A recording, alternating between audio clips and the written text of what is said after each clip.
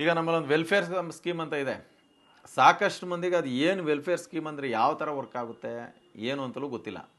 ಈಗ ಸಾಕಷ್ಟು ಜನ 2024 ಕೂತಿದ್ರಿ ಹಿಂದೆಗಡೆ, ನೀವು ತಿಳ್ಕೊಬೇಕಿದನ್ನು. ಈಗ ನಮ್ಮಲ್ಲಿ ವೆಲ್ಫೇರ್ ಅಂತ ಏನಿದೆಯಲ್ಲ, ಇದು ಇನ್ ಸರ್ವಿಸಲ್ಲಿ ಯಾರಾದರೂ ಅಕಾಲಿಕವಾಗಿ ಮರಣ ಹೊಂದಿದ್ರೆ ಅವ್ರಿಗೆ ಒಂದು 5 ಲಕ್ಷ ಕೊಡೋ ಅಂಥದ್ದು ಕಾರ್ಯಕ್ರಮ ಇದುವರೆಗೂ ಇತ್ತು. ಮೊದಲು 2 ಲಕ್ಷ ಇತ್ತು, ಆಮೇಲೆ ಇನ್ನೂರು 5 ಲಕ್ಷ ಮಾಡಿದರು. ನಮ್ಮ ಅವಧಿನ ನಾವು ಅಜೆಂಡಾದಲ್ಲಿ ಅದನ್ನು 15 ಲಕ್ಷ ಮಾಡ್ತೀವಿ ಅಂತ ಹೇಳಿದ್ವಿ. ನಾವು ಇವಾಗ ಅದನ್ನು 5 ಲಕ್ಷದಿಂದ 15 ಲಕ್ಷಕ್ಕೆ ನಾವು ಹೆಚ್ಚಿಗೆ ಮಾಡಿದ್ದೇವೆ. ಇದೇನು ಅಂದರೆ, ಇದು ಯಾವ ರೀತಿ ಅಂದರೆ, ಈಗ ಒಂದು 30 ವರ್ಷ ನಾನು ಸರ್ವಿಸ್ ಮಾಡಿರ್ತೀನಿ. ಆ 30 ವರ್ಷದಾಗೆ ಒಂದು 90 ಜನ ಇನ್ ಸರ್ವಿಸ್ ಇಂಜಿನಿಯರ್ಸು ಡೆತ್ ಆಗಿರ್ತಾರೆ. ಆ 90 ಜನಕ್ಕೂ ಏನು ಅಮೌಂಟು ನಾನು ಡಿಡಕ್ಟ್ ಮಾಡಬೇಕಲ್ಲ, 90 ಜನದ್ದು ನಾನು 1,000 ಡಿಡಕ್ಟ್ ಮಾಡಿರ್ತಾರೆ ಅಂತ ಇಟ್ಕೊಳ್ಳಿ. ಅದು 90 ಡೆತ್ಗೆ 90,000 ರೂಪಾಯಿ ಹಣನ ನಾನು ನನ್ನ ಸ್ಯಾಲ್ರಿಯಿಂದ ಕೊಟ್ಟಿರ್ತೀನಿ. ನಿವೃತ್ತಿ ಆದಂಥ ದಿನ ನಾನು ವಂತಿಗೆ ಏನು ಮುರಿದಿರ್ತಾರೆ ನನಗೆ, ನನ್ನ ಸೇವಾ ಅವಧಿ ಒಳಗಡೆ ಎಷ್ಟು ಡೆತ್ ಆಗಿರ್ತೋ ಅಲ್ಲಿ ಮುರ್ಕೊಂಡಿರ್ತಾರೆ, ಸಂಪೂರ್ಣ ಹಣವನ್ನು ನಿವೃತ್ತಿ ಆದ ದಿನ ಸಂಘ ಆ ನಿವೃತ್ತಿ ಆದಂಥ ಸದಸ್ಯನಿಗೆ ಕೊಡಬೇಕಾಗಿರ್ತಕ್ಕಂಥ ಜವಾಬ್ದಾರಿ ಕೂಡ ಸಂಘದ ಮೇಲಿದೆ. ಇದನ್ನು ಅರ್ಥ ಮಾಡ್ಕೋಬೇಕು. ಇನ್ನು ಈ ಲಾಸ್ಟ್ ಟೈಮ್ ಏನು ಮಾಡಿದರು, ಏನು ಡೆತ್ ಆದ ತಕ್ಷಣ ನಮ್ಮ ಸದಸ್ಯರಿಂದ ಒಂದಿಷ್ಟು ಹಣ ಅಂತ ನಾವು ಡಿಡಕ್ಟ್ ಮಾಡ್ತೀವಲ್ಲ, ಈ ಒಂದು ರಿಕವರಿ ಬರೀ 23% ಇತ್ತು. ನಾವು ಬಂದಾಗ ರಿಕವರಿ 23% ಇದ್ದರೆ, ಆ ಡೆತ್ ಆದಂಥವನಿಗೆ ಯಾವುದೋ ಒಂದು ಹಣ ಇರ್ತದೆ ಹಳೆಯದು, ಅದನ್ನು ಕೊಟ್ಬಿಡ್ತೀರಿ. ನಿವೃತ್ತಿ ಆದಂಥವನಿಗೆ, ಅಷ್ಟು ಜನ ನಿವೃತ್ತಿ ಆಗ್ತಾರಲ್ಲ ಅವರಿಗೆಲ್ಲ ಕೊಡೋಕೆ ಹಣನೇ ಇಲ್ಲ. ನಿವೃತ್ತಿ ಆದಂಥವ್ರು ಕೊಡೋಕೆ ಹಣನೇ ಇಲ್ಲ. ಆಮೇಲೆ ಲಾಸ್ಟ್ ಟೈಮ್ ಏನು ಮಾಡಿದ್ದಾರೆ, ಒಂದು ಅನ್ಸೈಂಟಿಫಿಕ್ ಆಗಿ 83 ಲಕ್ಷ ರೂಪಾಯಿ ಹಣ ಕೊಟ್ಟಿದ್ದಾರೆ. ಈ ಸಂಘದ ಏನು ಜವಾಬ್ದಾರಿ ಇರ್ತದೆ ಅಂದರೆ, ಇವತ್ತು ಅಂದರೆ ಹೆಂಗೆ ಅಂದರೆ, ಒಬ್ಬನು ಒಂದು ಡೆತ್ ಆದರೆ ಆತ ಹಿಂದೆ ಬೇರೆ ಡೆತ್ಗಳಿಗೆಲ್ಲ ದುಡ್ಡು ಕಟ್ಟಿರ್ಬೇಕಲ್ಲ, ಯಾವುದೂ ದುಡ್ಡು ಕಟ್ಟಿಲ್ಲ, ಅವನಿಗೂ 5 ಲಕ್ಷ ಕೊಟ್ಟವ್ರೆ. ಅಂದರೆ ಇವಾಗ ಏನು ಹೇಳ್ತೀನಿ ಅಂದರೆ, ಇವಾಗ ಮಿಸ್ಟರ್ ಎಕ್ಸ್, ಈ ಮಿಸ್ಟರ್ ಎಕ್ಸು 10 ವರ್ಷ ಕೆಲಸ ಮಾಡಿದ್ದ. ಆ 10 ವರ್ಷ ಅವಧಿಯೊಳಗೆ 20 ಡೆತ್ ಆಗಿತ್ತು ಬೇರೆಯವ್ರದ್ದು. ಆ 20 ಡೆತ್ಗೆ ಈ ಮಿಸ್ಟರ್ ಎಕ್ಸ್ ದುಡ್ಡು ಕಟ್ಟಿರ್ಬೇಕು. ಆ 20 ಡೆತ್ಗೆ ಈ ಮಿಸ್ಟರ್ ಎಕ್ಸು 1,000 20,000 ದುಡ್ಡು ಕಟ್ಟಿರ್ಬೇಕು. ಅವಾಗ ಈ ಮಿಸ್ಟರ್ ಎಕ್ಸ್ ಡೆತ್ ಆಗ್ಬಿಟ್ಟು ಇನ್ ಸರ್ವಿಸ್ ಆಗಿ ಅಂದರೆ, ಈ ಮಿಸ್ಟರ್ ಎಕ್ಸ್ಗೆ ನಾವು 5 ಲಕ್ಷ ಕೊಡಬೇಕು ಅಂದರೆ, ಅವ್ನು 20 ಡೆತ್, ಆ ಮಿಸ್ಟರ್ ಎಕ್ಸ್ ಸರ್ವಿಸ್ ಅವಧಿಯೊಳಗೆ ಎಷ್ಟು ಡೆತ್ ಅಷ್ಟು ದುಡ್ಡು ಕಟ್ಟಿದ್ರೆ ಮಾತ್ರ ಪೂರ್ತಿ ಹಣ ಕೊಡಬೇಕು. ಇಲ್ಲ ಈ ಮಿಸ್ಟರ್ ಎಕ್ಸ್ ಏನಾದರೂ ಬರೀ 5 ಡೆತ್ತಿಗೆ ದುಡ್ಡು ಕಟ್ಟಿದ್ದ ಅಂದರೆ, 10 ಡೆತ್ ಆಗಿತ್ತು ಅವನು ಸೇವಾವಧಿಯನ್ನು, 5 ಡೆತ್ತಿಗೆ ದುಡ್ಡು ಕಟ್ಟಿದ್ದೀನಿ, 5 ಡೆತ್ತಿಗೆ ದುಡ್ಡು ಕಟ್ಟಿರಲಿಲ್ಲ, ಮಿಸ್ಟರ್ ಎಕ್ಸ್ ಸತ್ತೋಗ್ಬಿಟ್ಟ. ಆವಾಗ ಪ್ರೋರೇಟಾ ಬೇಸಿಸ್ ಮೇಲೆ ಇವನಿಗೆ 5 ಡೆತ್ಗೆ ಪ್ರೋರೇಟಾ ಬೇಸಿಸ್ ಮೇಲೆ ಎಷ್ಟು ಹಣ ಬರ್ತದೋ ಅಷ್ಟು ಕೊಡಬೇಕು.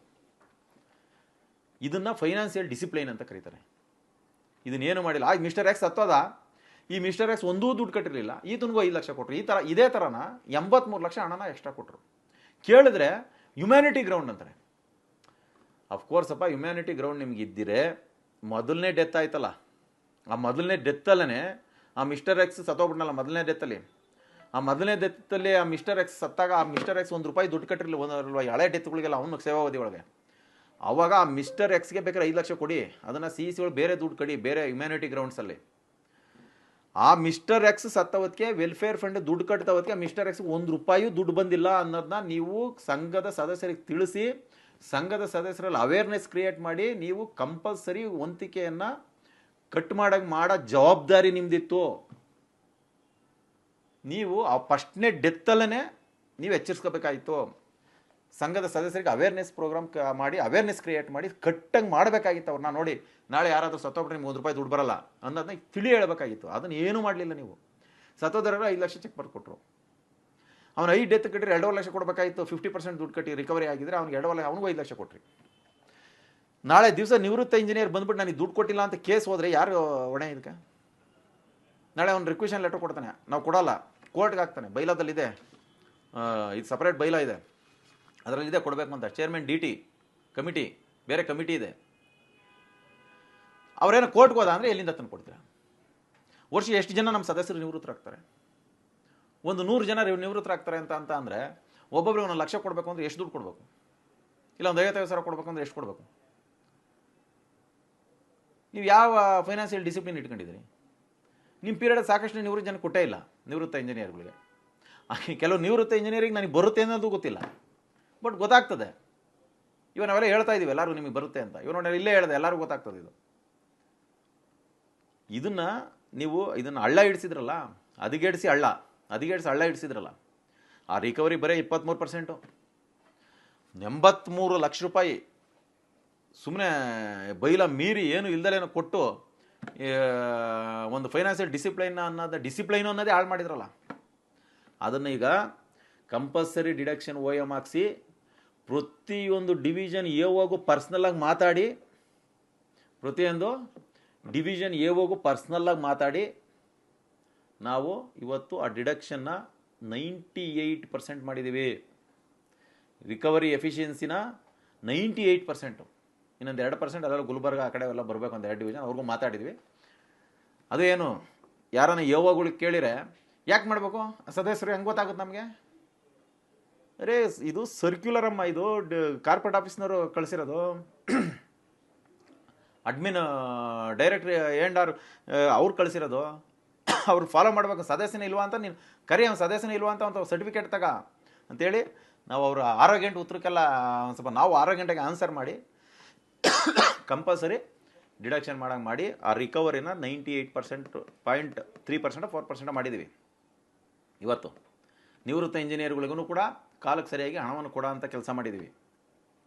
ಮೊನ್ನೆ ಯಾರೋ ದಾವಣಗೆರೆ ಇದರಲ್ಲಿ ಮಂಗಳೂರಲ್ಲಿ ಅಲ್ಲೆಲ್ಲ ಯಾರೋ ಡೆತ್ ಆದ್ರೆ ಅವನು ಕೆಲವು ಡೆತ್ತಿಗೆ ದುಡ್ಡು ಕಟ್ಟಿರಲಿಲ್ಲ, ಬಟ್ ಪ್ರೋರೇಟ ಬೇಸಿಸ್ ಕ್ಯಾಲ್ಕುಲೇಟ್ ಮಾಡಿದಾಗ ₹11,60,000 ಬಂತು, ಅವನಿಗೆ ಕೊಟ್ಟಿದ್ದೀವಿ. ಇದು ಅವೇರ್ನೆಸ್ ಕ್ರಿಯೇಟ್ ಮಾಡಬೇಕು, ನಮ್ಮ ಸದಸ್ಯರಲ್ಲಿ ಅದ್ರ ಬಗ್ಗೆ ಜಾಗೃತಿ ಮೂಡಿಸ್ಬೇಕು, ಈ ಥರ ಇದೆ ಅಂತ ದುಡ್ಡನ್ನ ಕಲೆಕ್ಟ್ ಮಾಡಿಸ್ಬೇಕು. ಅದನ್ನು ಬಿಟ್ಟು ಫೈನಾನ್ಷಿಯಲ್ ಡಿಸಿಪ್ಲೈನೇ ಮಾಡಿಲ್ಲ ಅಂದರೆ ಇಂಥ ಕೆಲಸ ಈ ವೆಲ್ಫೇರ್ ಒಳ್ಳೆ ಈ ತಕ್ಷಣಕ್ಕೆ ಅವನು ಯಾರೋ ಡೆತ್ ಆದ ಅಂದರೆ ತಕ್ಷಣಕ್ಕೆ ಒಂದು 15 ಲಕ್ಷ ಕೊಟ್ಟರೆ ಅವನಿಗೆ ಕುಟುಂಬಕ್ಕೆ ಎಷ್ಟು ಆಧಾರ ಆಗುತ್ತೆ ಅಂಥ ಒಂದು ಇದನ್ನು ಫೈನಾನ್ಷಿಯಲ್ ಡಿಸಿಪ್ಲೈನ್ ಮಾಡಿಲ್ಲ, ಬೇರೆದೆಲ್ಲ ಮಾಡ್ತೀರ. ಫೈನಾನ್ಷಿಯಲ್ ಡಿಸಿಪ್ಲೈನ್ ಬೇರೆ ಬೇರೆ ಸ್ವಾಭಾವಿಕವಾಗಿ ಒಬ್ಬ ಸವಲತ್ತು ಸಲ್ಲ ಅಂತದ ಫೈನಾನ್ಷಿಯಲ್ ಡಿಸಿಪ್ಲೈನ್ ಮಾಡ್ತೀರಾ, ಅಲ್ಲಿ ಡಿಸಿಪ್ಲೈನ್ ಮಾಡ್ತೀರಾ, ಡಿಸಿಪ್ಲೈನ್ ಮಾಡ್ತೀರಾ, ಅಲ್ಲಿ ಕಲೆಕ್ಷನ್ ಚೆನ್ನಾಗಿರ್ತದೆ, ಇಲ್ಲಿ ಮಾತ್ರ ಕಲೆಕ್ಷನ್ ಇರೋಲ್ಲ. ಇದು ನಮ್ಮ ಕತೆ. ಅದಕ್ಕೋಸ್ಕರ ಈ ಒಂದು ವೆಲ್ಫೇರ್ ಸ್ಕೀಮ್ನ ಉತ್ತಮವಾಗಿ ತೆಗೆದುಕೊಂಡು ಹೋಗ್ತಕ್ಕಂಥ ಒಂದು ಕೆಲಸನ ನಮ್ಮ ಟೀಮು ಇದುವರೆಗೂ ಮಾಡಿದೆ. ಮುಂದೆ ಇನ್ನೂ ಫೈನ್ ಟ್ಯೂನ್ ಮಾಡಿ ಇನ್ನೂ ಕೂಡ ಇದನ್ನು 20 ಲಕ್ಷಕ್ಕೆ ಏರಿಸಬೇಕು ಅಂತ ನಾವು ಅಂದ್ಕೊಂಡಿದ್ದೀವಿ. ಕೆಲವರೆಲ್ಲ ಏನೋ ಇನ್ಸೂರೆನ್ಸ್ ಮಾಡಿಸ್ರಿ ಈ ಥರ ಆಗುತ್ತೆ ಅಂತಂದ್ರೆ ಅದನ್ನೆಲ್ಲ ನಾವೆಲ್ಲ ಕರೆದೆಲ್ಲ ಡಿಸ್ಕಸ್ ಮಾಡಿದ್ದಾಯಿತು. ಡಿಫ್ರೆಂಟ್ ಏಜ್ ಗ್ರೂಪ್ ಇದ್ದಾಗ ಡಿಫ್ರೆಂಟ್ ಇದಿದೆ, ಅದು ಸ್ವಲ್ಪ ಎಫೆಕ್ಟಿವ್ ಆಗಿ ಆಗಲ್ಲ ಅನ್ನೋಂಗೆ ಇನ್ನೂ ಅದಕ್ಕಿಂತ ನಾವು ಬೆಸ್ಟ್ ಮಾಡ್ಬೋದು ಅಂತಂದರೆ ಖಂಡಿತವಾಗಲೂ ಕೂಡ ಈ ವೆಲ್ಫೇರು ಸತ್ತಂಥ ಸಂದರ್ಭದಲ್ಲಿ ಅವರಿಗೆ ಒಂದು ಆಧಾರ ಆಗೋಂಥದ್ದು ಈ ಸ್ಕೀಮ್ನ ಇನ್ನೂ ಎಷ್ಟು ಉನ್ನತೀಕರಣ ಮಾಡಿ ಅವ್ರಿಗೆ ಅನುಕೂಲ ಆಗಬೇಕೋ ಅದನ್ನು ನಾವು ಕೆಲವರು ಫೈನಾನ್ಷಿಯಲ್ ಎಕ್ಸ್ಪರ್ಟ್ಸ್ ಹತ್ರ ಡಿಸ್ಕಸ್ ಮಾಡಿ ಖಂಡಿತವಾಗಲೂ ಇನ್ನೂ ಬೆಸ್ಟ್ ಮಾಡಲಿಕ್ಕೆ ನನ್ನ ಪ್ರಾಮಾಣಿಕ ಪ್ರಯತ್ನ ನಾನು ಮಾಡ್ತೇನೆ.